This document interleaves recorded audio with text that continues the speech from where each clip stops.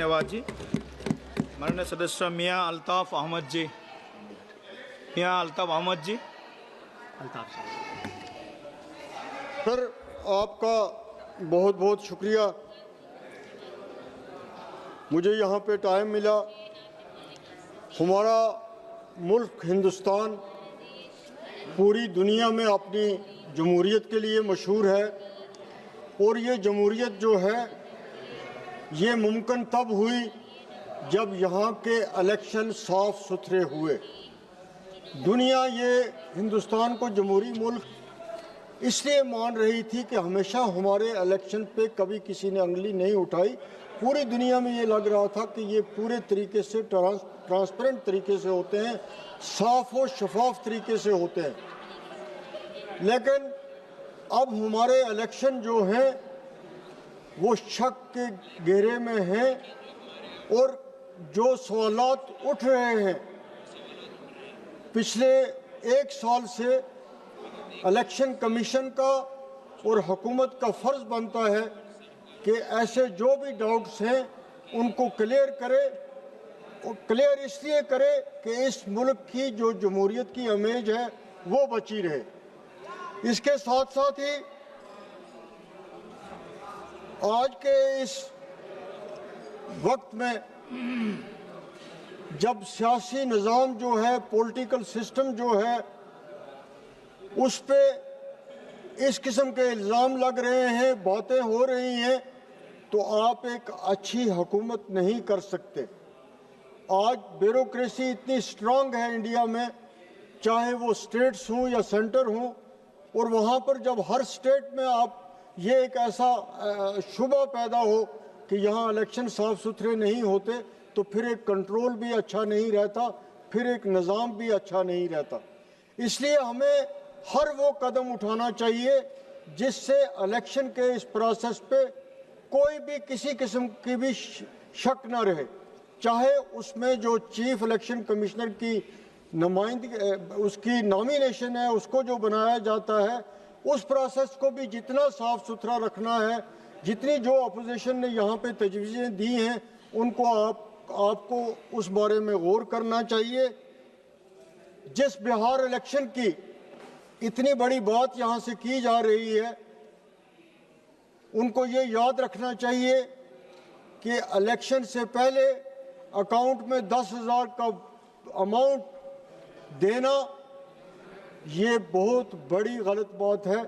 ये इस पूरे निज़ाम को ख़राब करेगा, ये हमारी इकनॉमी को ख़राब करेगा, ये हमारी ग्रोथ को ख़राब करेगा, ये हमारी डेवलपमेंट को ख़राब करेगा।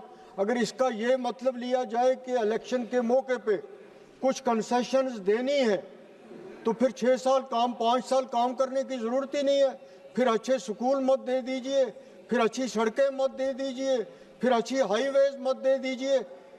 तो इस तरह ये जो निज़ाम जो है, जो ये सिलसिला बंद होना चाहिए, तब जाके इलेक्शन में लोग अच्छे आएंगे, हुकूमत अच्छी बनेगी, काम अच्छा होगा।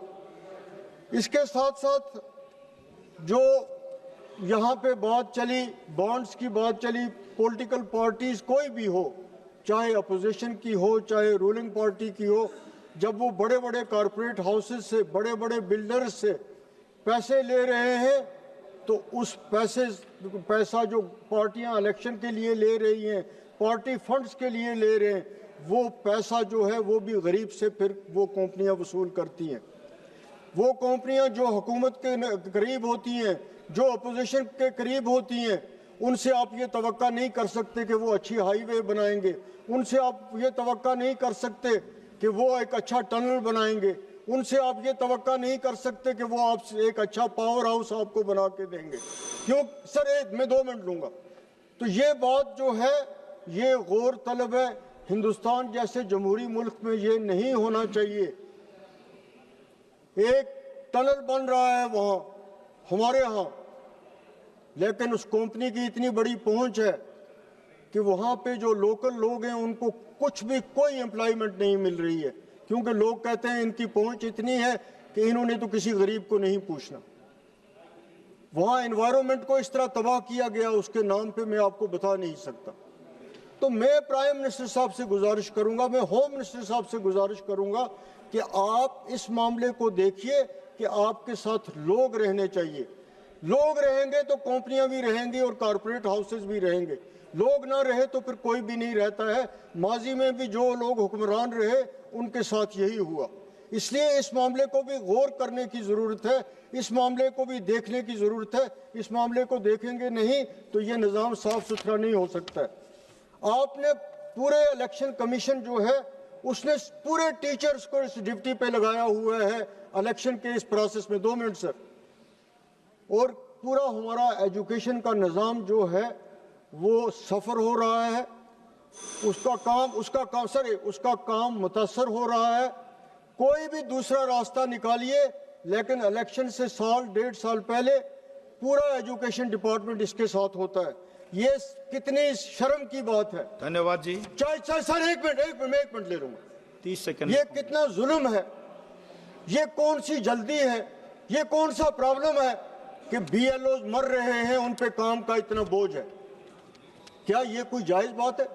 क्या ये इंसानियत, इसके लिए भी इंसानियत नहीं रही अब कि अगर कोई ये कह रहा है कि बंगाल में मर रहे हैं, उत्तर प्रदेश में मर रहे हैं, तो BLOs की क्या कोई कीमत नहीं है? क्या BLOs की कोई जान नहीं है? क्या उनकी फैमिली नहीं है? कि इलेक्शन कमीशन ये इंश्योर करे कि इस तरह बेगुनाह लोग जो हैं वो किसी जोर जबरदस्ती के तहत उनकी मौत जो है वो वाकया नहीं होनी चाहिए।